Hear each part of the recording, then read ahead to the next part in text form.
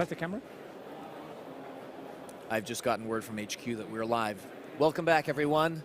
We are at Data Innovation Summit 2022. Back with another exciting panel. This time we're going to talk about something that I'm particularly passionate about, the AI blueprint. How do you scale advanced analytics and AI across the organization? Is there best practice, or is everybody just winging it? We'll find out, I suppose. I have a good panel of experts here with me today. So why don't we start off by you guys introducing yourselves, and we can get right into it. Hello, Please. everyone. First of all, what a cracking event it's been. There's some common themes, I think, that are occurring, which lend itself to this type of discussion. Somewhat, maybe not as developed as we progress through the years. You know, the same problems still arise often, but my name's Richard Jarvis. I work for a company called Seldon, which specializes in machine learning operations, so the deployment, monitoring, and explainability of models and algorithms. I lead our financial services efforts globally, so specialized mainly in that vertical, although I've covered others like manufacturing and supply chain optimization in my past. Before that, I've worked at some of the large companies like Oracle, Gartner as an analyst, etc. So, you know, a little bit less about the tech and more around the operational scale. Awesome. Oliver Lorig, pre-sales solution engineer with Pyramid Analytics. I'm not a ML or AI expert, but this component is part of our overall platform. Interesting. Hey, my name is Darius, and I'm what we call a lead customer-facing data scientist in DataRobot. DataRobot is an automated machine learning platform that can be used by both data scientists and citizen data scientists if they want to upscale and deploy models, build models, interpret models, in a similar space also for MLOps as Richard is. And my background before joining DataRobot was I've been in data science for 10 years plus. Started out as a consultant like everybody else, and moved across the ranks from econometrics into machine learning, etc., mostly focusing on industries like media, retail, and e-commerce.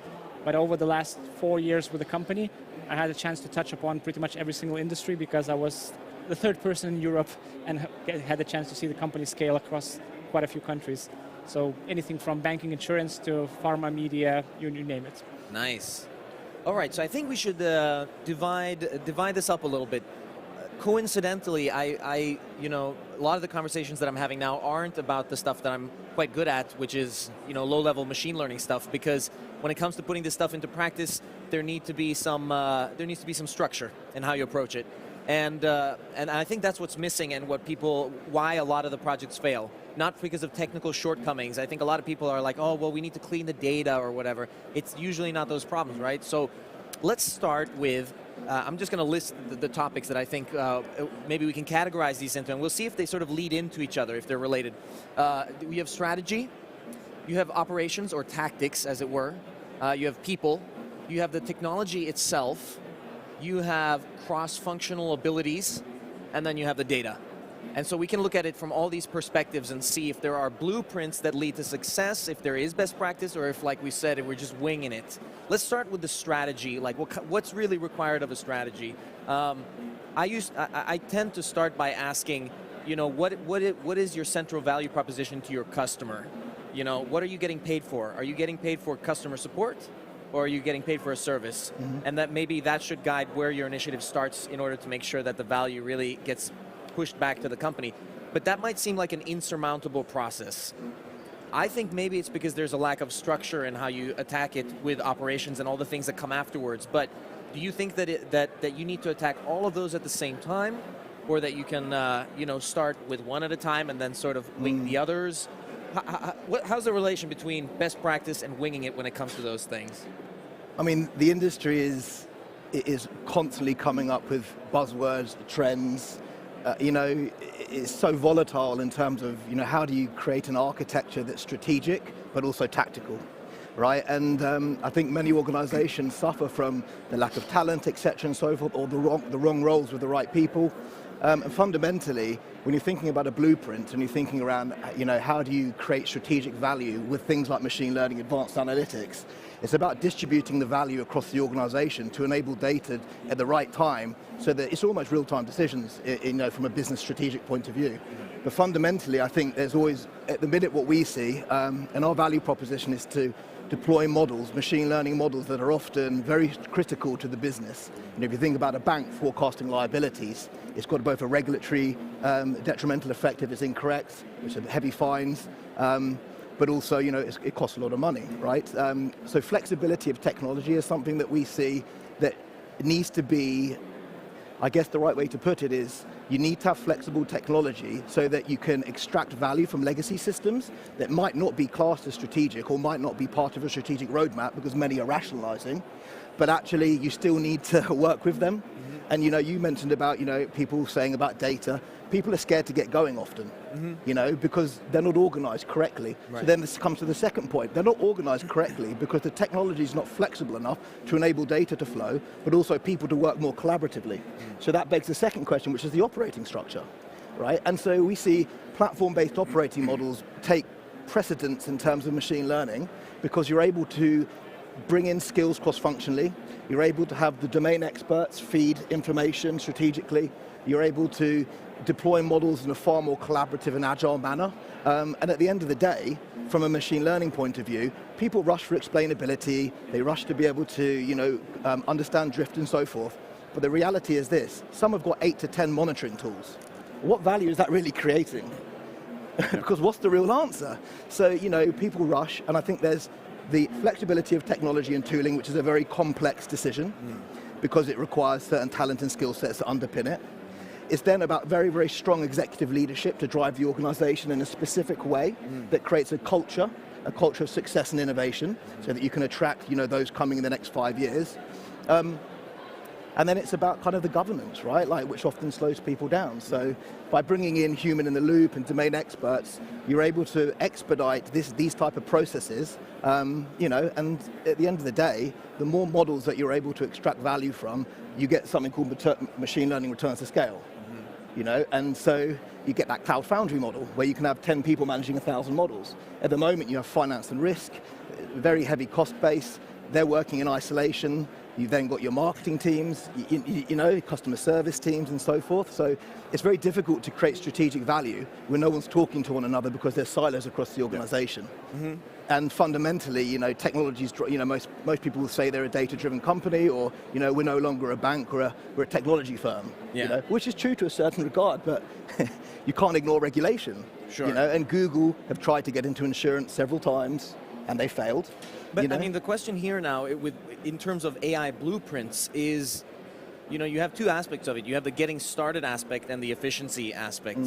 And AI blueprints don't necessarily help you with getting started as such. No. But they can make sure, because the principle behind an AI blueprint is that maybe it's scalable, right? Yeah, it's best practice. People have tried it before. It's going to work, so you don't have to make mistakes. And if you use it, the idea, I guess, is that you won't have to make those mistakes and you can scale faster.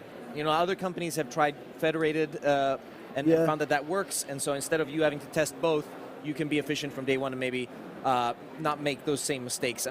Do you experience, for example, that companies, one of the questions is, do any of these categories take precedence over each other in terms of getting started? Because you can obviously start with technology and become really amazing at it, or you can have a great strategy and get started there, or you can have really great talented people and that kind of stuff. Do you need all of them or one of them? I think it's coming back to your first question where it goes, where to start? Big bang or just a specific point? Yeah. But the thing is, if you think from a strategy perspective, I think from my personal point of view, it's related to, let's say, the data value chain. Because it's coming from somewhere from the data center, from the cloud, it's going to the data steward, the modeler, the data scientist, the deep machine learning expert, if you will, the data analyst, and then going up to the managers, to the business units for making decisions. But all these people are playing together in an ecosystem. They are not doing isolated decisions, right? So, and then it's to figure out what are the different skills and maturities in these areas to focus on where should we start, where do we have a good starting point, maybe where should we hire skilled people. Right. I had the question before, should I go for a Microsoft decision-making product, or should I hire a data scientist? Yeah. I think it's depending on what you want to achieve, right? Yeah. So the outcome will be different. Yeah. Right? So I think they have to assess the overall situation with, I call it the data value chain, and how these people collaborate with each other, and where do we have a strong footprint, and where do we have to enhance the skills, the maturity of the people tools involved in that process, and then going from there. But I think it's first, from a strategy perspective, it's an assessment before I decide on the technology. And you know that echoes because there's a lack of machine learning engineers, but there's a ton of data scientists, right? So should it have been the other way around initially to extract more value from your data the operation? thing is, you don't need any of that stuff to get started. No. But the one point you touched on, and which I think is maybe central to your product, is essentially, it's nothing for 10 engineers to make 10 models, and you would get started that way. But you obviously don't want to have 1,000 engineers in order to do 1,000 models. That's just not sustainable. So you need to have that efficiency and start adopting these principles. So, from your perspective, do these develop in parallel, these maturities? I mean, do your customers see them as necessities for scalability, or how do they get introduced? Because you can introduce them as a necessary cultural change, or they can be driven by the technology, which encourages people to adopt best practices. Yeah, so the way we tend to approach it, and in the way that works most of the time, is by bringing the data science closer to the business, because the business is able to have the bigger view of the strategy, of the problems that they care about, but they always starve for data science attention, whether it's lack of talent, whether maybe it's lack of attention within the company because of competing priorities within the data science team. So bringing the data science closer to the business means democratizing to a degree. And the way we do this through our platform is we're applying best practice guidelines where a non-data scientist can specify what they would like the model to do. The platform can build the model automatically for you and give you the ways to interpret the model for you. And then you can come to a data scientist in case your idea has merit, in case you saw some potential signal in this problem that you're trying to solve, and you're not sure whether this is the best thing you can do, but then you can come to a data science team and saying, instead of saying, I have a pivot table, can you take a look if there's a model behind it? You can say, I have a model, it's 80% there. Can you tell me if there's something wrong with it? And can you make it better, or should I actually deploy it myself? Which really, really frees up the backlog of data scientists, like you said. Because at some point, if you have 1,000 problems, 1,000 people will need to solve 1,000 problems. But maybe not every one of those problems requires a data scientist, even though they're a machine learning problem. So maybe that's 80% of the problems in terms of testing out ideas, testing out hypotheses, seeing what's broken right now in the business. Business has that visibility. And people who look at Excel, people who look at SQL all day, they're not data scientists, but they know 100 problems in their backlog that they never get a chance to solve. And they're impatient. Exactly. So if they're able to start piling through, not piling through, but kind of chipping away at that backlog that they have, finding out, okay, which of those actually have merit, to have a more qualified flow of the hardest problems to be shifted onto the data science team, that allows you to have 1,000 people in your organization solving 1,000 problems instead of 1,000 data scientists in your organization solving 1,000 problems. And that's why it scales. And that's why it scales. I think it's hard for you guys to sound impartial when you're going to say, whether it should be technology or people first, obviously, because you're technology companies, and the correct thing to say is it's so important with the people. But I mean, the fact of the matter is this is a technology-driven revolution, right? And if we take something as simple, hopefully the audience will follow this, but version control, right? So version control can be a philosophy, i.e. it's a way that people collaborate. When we're going to work as developers together, we use version control. But sort of the way you work with it can be driven. For instance, when Git came out, it could do so many things that CVS and the old versions couldn't do, and it encouraged new behaviors and new ways of collaborations, and it really embedded best practices that we now take for granted. And so the stuff that you guys have in Seldon or DataRobot or Pyramid Analytics, they have embedded best practices, almost forcing people to work in a way that we've already established now. It's good to have federated teams, the data should go back, and all that kind of stuff. Do you experience that people understand sort of that those best practices exist, or are you still convincing people, that it's a good idea to work this way and that kind of thing? I think it depends on the use cases. Some models will always take 4 to 5 months to be in production because of the structure of the organization and the policies that need to go with that. Okay. But a lot of people are learning. I don't think they're winging it. I think in order to get business cases through, you need to have something set out, right? So I think it's a blend. But ultimately people learn from failure. So fail fast and do it in a non-critical way, right? And we're an open source tool. We've got a community that are feeding in our best practices, right? So we're lucky to have that type of feedback. And we have a very blessed R&D team who are in the field.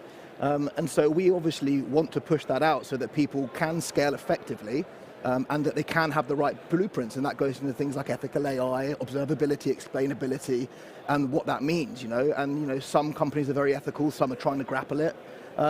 So I think it's a partnership, right? And even as vendors, I don't think anybody's cracked it. I think people are doing exceptional stuff, like you guys are doing exceptional stuff. Period Analytics are covering kind of like the aggregate of all type of data and different sources and so forth. But the realities are, it changes so often. Right? Well, I mean, one of the talking points that we've had here a couple of times today, which was interesting, it didn't come up yesterday, but we came across today that perhaps the idea is when we speak in terms of what you should implement yourself from scratch and what you should buy off the shelf, you shouldn't necessarily re-implement stuff that is working well and established today. You should be implementing stuff from scratch that perhaps doesn't exist and isn't well established. Maybe fringe machine learning modules and that kind of stuff. But if, for example, you're doing image classification, it doesn't make sense to reinvent the wheel. If you're doing data catalog stuff, it doesn't make sense to reinvent the wheel. Deployments. I mean, are you going to sit there and make your own hosting service and figure out how to monitor it using, and then you're like, okay, we need to make a dashboard for it. Let's code it in Python. Yeah. That is a waste of time given the skills that are valuable that you have and reinventing it. Yeah. I mean, so the data scientists that you work with, what is the proportion of them using the stuff that works and works well versus trying to not reinvent the wheel, but we know best, we want to do it ourselves from scratch? How do you see that transforming? Are people more accepting now that these tools have come of age, so to speak? I think it's different. So what I've seen in my experience or in the past is it depends on the maturity of the companies. Some of the companies are very, very, very mature. They have built their own things with own servers, with their own scripts to get the things that they create based on either their own logic or existing machine learning algorithms or software, and put that into production in a whole complete process, right? And on the other hand side, there are companies, they are happy to have a system where they can easily, let's say, combine data, dragging together some algorithms, k-means, forecast week, or whatever, out of the box, or being able to bring in their own Python scripts to connect it with the existing data and then classify an outcome.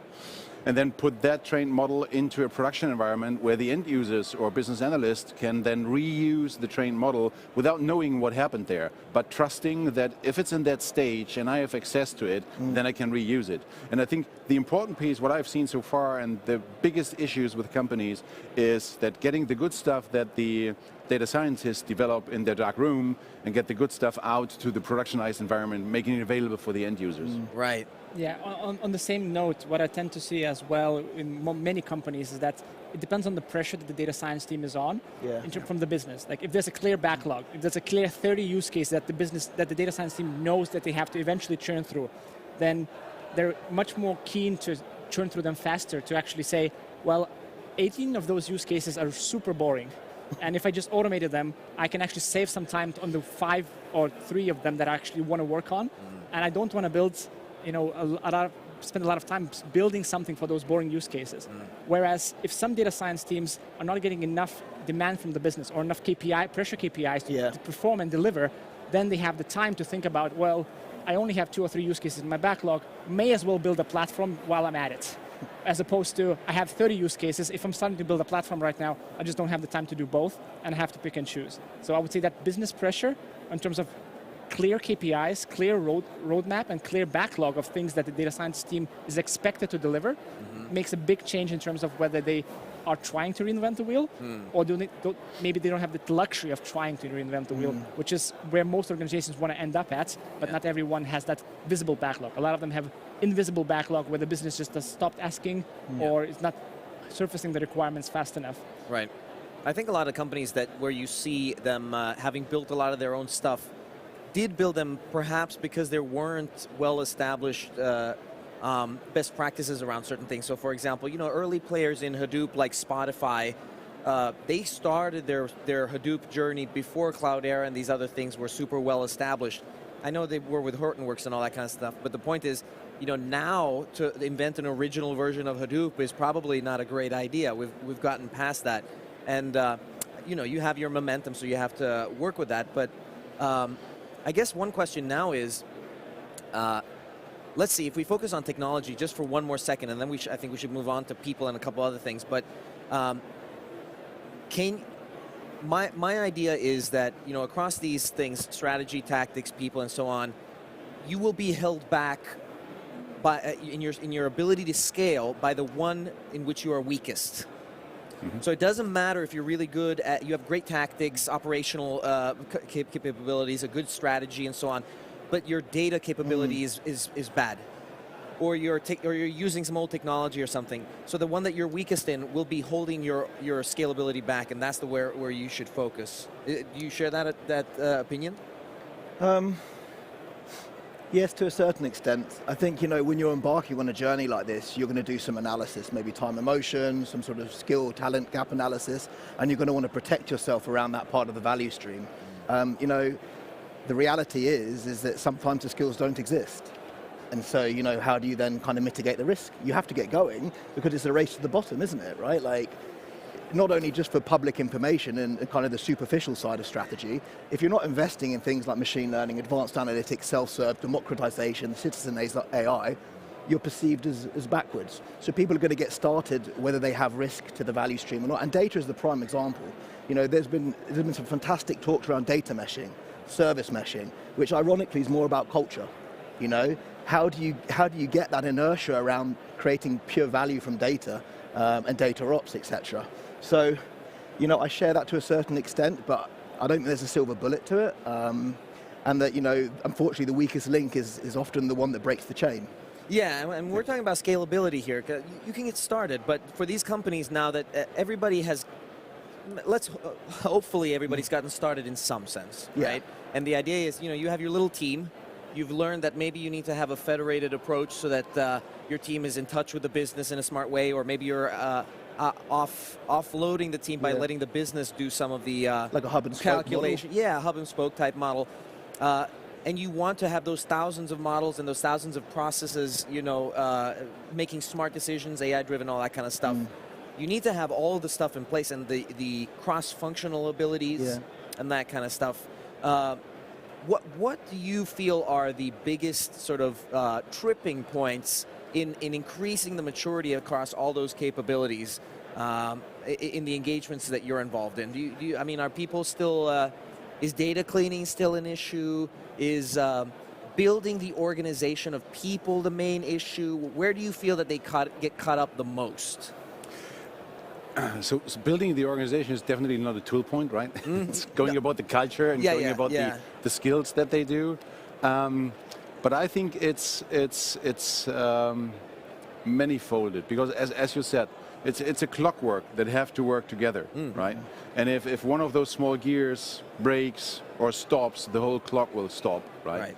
And as I said in the beginning, it's an ecosystem that has to work together, and it's about the assessment to understand where do we have to invest, where do we have to go. And it's not about one single point around technology or about the people or about the skills. It's all that thing. It's like a three-dimensional model of the whole situation, right?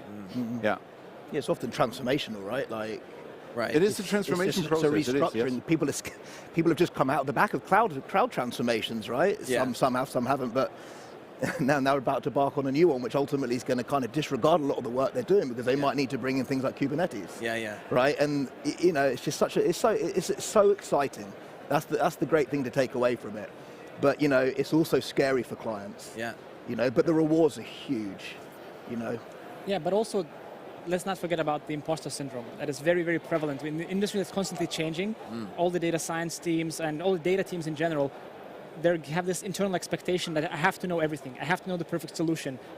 And sometimes the fact that you don't admit that you want to reach out for help or you want somebody else to consult you on what's the best thing to do allows you to go into a bit of a spiral of, you know, kind of walling yourself off and off and off and then going in a bit of a dysfunctional sense. So being able to openly say, this is a transformation, nobody has a solution, there are some ideas out there, let's try them out, let's work them together, but I don't need to be an expert who knows the answer on day one. I need to be an expert who knows the answer at the end of the process. Knowledge transfer, Exactly. There's a lot of intellectual gatekeeping in that sense. Yeah, that's interesting. But I think one important thing to that one is that if you look into the whole modeling landscape, and trying then to identify why is this specific thing happening or has happened in the past, or maybe it's repeating. It's being able to quickly bring in additional data sources to get more insights, maybe to get to the root cause and to understand how can I, let's say, optimize, impact that model that we created on that historical data. Yeah. Right? To bring in more data, even future data, because you know something will happen, right? Yeah. But it also is a question of who knows that the data exists. And, Yeah, and uncovering the people Absolutely who right. actually have that knowledge, and giving that whatever platform or technology approach is available closer to the people who actually know to how to enrich the data set, what other processes that maybe the data scientist is not aware of, maybe the different business units is not aware that actually some data is available. That's really important to get as close to the business as possible, because they know what's out there, but they don't know how to put it in. Well, we need to unpack this a little bit for the audience here, because you're saying enrich the data, and I think the point here is that back in the day, data was just created by fact of you being a company, and what we want to do now is perhaps create original data for the purpose of it being used for something. So you might identify that this is not enough for us to make a decision. We need to actively go and find or create data and that kind of thing in order to make a model or whatever capability that we want. Is that so? That feedback loop. I mean, this is like an iterative process that we're seeing more and more. That feedback loop, is that part of the products that you guys work with? And we're talking about best practices here and AI blueprints. How is that reflected in the kind of in the products that you guys have? The feedback loop. I can give you just a quick example of how this feedback loop can be faster. So you mentioned failing fast, and I think that should be the key philosophy of any data science team. If you're able to fail fast, you can quickly say, well, I have a bunch of data sources that I could potentially purchase or procure, but I don't know which ones are worth the investment until I actually try it. So why don't I take a small sample that is a freebie from this vendor that is giving me third-party data? I want to quickly add it into the model, quickly through the insights see, is that actually improving my model or not on the sample of data? And then if it is, if that feature that is coming from a separate data source is now number 3 or number 2 on my model's performance list, then it makes sense for me to invest in this data set and actually get all of it, as opposed to buying everything and then dropping the things that are not important. So if you're able to fail fast, you're able to quickly validate, does the data source even make sense? And that's an ability that was not possible until you're able to fail fast. Yeah. Let's stick on this fail fast for just a second. It doesn't have to be fail, right? Yes. No. Test fast. Yeah, but that's the thing about setting milestones. It doesn't need to be beautiful. Yeah. Well, and it doesn't even have to be whether you're succeeding or failing, but there should be sort of measurable states where you can say, okay, we have actually progressed from the state before and that kind of thing. Yeah, milestones, right? Yeah. So in like Seldon's case, how do you guys work with this sort of iterative process? And you guys talk about deployment and that kind of thing. I think a lot of people are stuck on the idea that we have to make an AI model that's perfect, and until it's perfect, we can't even deploy it. And how do we get there? Whereas I think you guys make it easy to make a model that is not perfect and that you can monitor and check it and then redeploy and that kind of stuff. That is part of the blueprint of iterating quickly. Yeah, progressive rollouts. Yeah. So you start to get into a world where you're running sort of what we would call a shadow model, or an AB or a canary, where you have in the background the inference traffic going to both models. And then you can visualize the discrepancies. You can understand, how it's performing, and then at the right time, it's a very easy progressive rollout. It will move the default model off, and then you might take a scikit-learn model and then replace it with an XGBoost, for example, for like tabular data. The challenge again really comes more down to policy, because in some places, in highly regulated, pharmaceutical industries, it's not quite like. We would say we have self-service, one click of a button deploy. And that can work when you have shared artifacts, you have very strong CI/CD pipelines, it's programmatically and principled, that can work for those use cases that may not require a 3-week gatekeep or an MRM team to validate the impacts to the economy, etc., if you're doing interest. And so there's all these people that, could really have value by accessing a platform to see the analysis and then speed up that internal audit so that you get a faster feedback loop. You're adding value to multiple teams that might be in different countries, for example, but you have a control plane. And then you get into things like observability, which is slightly more complex in terms of drift and outlier, which then feed back into these models. So if your model starts to drift, you can have a shadow that's waiting to go that might be monitored by your data science team, and then you can start this process again. Because at the end of the day, if you're selling money, or and you get the wrong price in insurance, you get the wrong premium, it's a massive